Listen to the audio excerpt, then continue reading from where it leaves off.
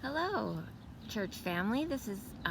My name is Amy Russell. For those of you who might not know me, I've been a member of the church since I was confirmed back in 1987.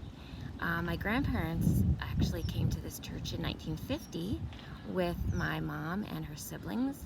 So we have a long tradition with FPCW. I was asked to help with one of the Daily Bread segments, so I'm thrilled to do so. It's based on the fact that I penned some new lyrics or text to a familiar hymn, that it is well with my soul. And many of you might know that, at least the refrain, that it is well with my soul. It's actually called a gospel hymn because it not only does it have verses, it has a refrain that is consistent every time. And that is the "It is well with my soul." We're going through a time unlike any other. Certainly in my life, I think in anyone's lives that is still here with us, of a pandemic health crisis. And I never in my wildest dreams thought that something like that could happen in this day and age. Our medicine is so advanced that it's taken the world to its knees. And it made me wonder who wrote "It Is Well With My Soul" and what was their story behind it, because it's a unique hymn. It begins with great sadness and it ends with praising God, but after every verse it has the refrain, "It is well with my soul." So the person who wrote it obviously was in close union with God. So I did some research, and the man who wrote the words was named Horatio Spafford. He was actually from Chicago, and he had a family of 4 daughters and a son, and his wife Anna, and they lived in Chicago, and he was a great real estate tycoon. Unfortunately, in the Great Fire of Chicago in 1871, he lost his whole fortune. I think everything he owned was just burned beyond repair. So that was the first tragedy in his life, only the first. Shortly thereafter, his son, who was 4, died of scarlet fever. And with all this loss came a lot of grief, and grief that we can relate to. I think most of us would admit that we are somewhere in the grief continuum. I don't know the exact stages. I know you can go back and forth between them, but there's anger, there's sadness, there's acceptance. But I'm still in the middle somewhere. But this is a tragedy to the whole world. The whole world. It's not like we can get on a plane and go somewhere and COVID-19 doesn't exist. It's everywhere, and that has taken us to our knees as a world, and the losses in Horatio Spafford's life took him to his knees. But his losses weren't done. About 2 years after the fire, he decided to take his family on a trip to Europe, his daughters and his wife, and he sent them ahead of himself on a ship.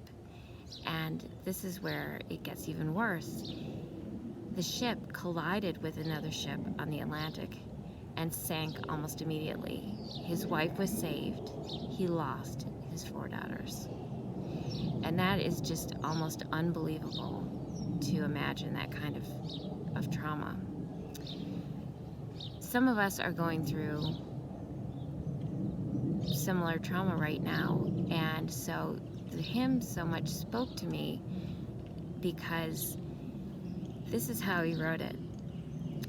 He was on a ship to go meet his wife in Europe, and the captain knew of his situation. And when they reached the spot in the ocean where the other ship had gone down and where his daughters had perished, the captain let him know that that was the spot. And that is when Horatio Spafford apparently was filled with a sense of peace and a sense of God's presence, and that is where he penned the hymn. And I think that's remarkable. His version is 7 verses. The one in our purple hymnal that we sing with is 4 verses long. When I composed my words to it, which apply more now really than when I wrote them, which was a couple weeks ago, because things have gotten more dire in the United States, and we've had more lost lives and more shortages and more wearied workers. I kept in "It Is Well With My Soul" because I thought if this man could retain a faith in God that was so unmoving, then I had to do so too. And I wanted to say, God, only with you, and my church family, only with you, apart yet together, will we get through this. And I've seen some remarkable acts of kindness during this time, because we all are in this together.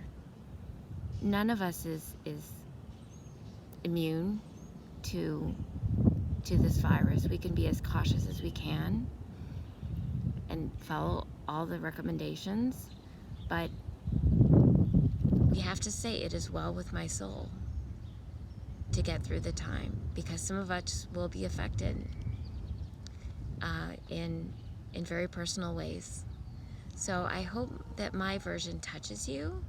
It's supposed to be uplifting, that God does win, as he always does, as we experienced with Easter, because we didn't meet in the sanctuary and have the singers and ringers and bells and choir and brass, but Jesus rose still. And with that as our model, we can move forward and celebrate together. But while things are hard and we're in the in-between stage, we're still not the other side of the curve, or where it's safe to go to school or go to work or gather in a church. I hope this touches you and brings you some peace and some joy, and I wish you health and well-being, and I just want to say God bless you.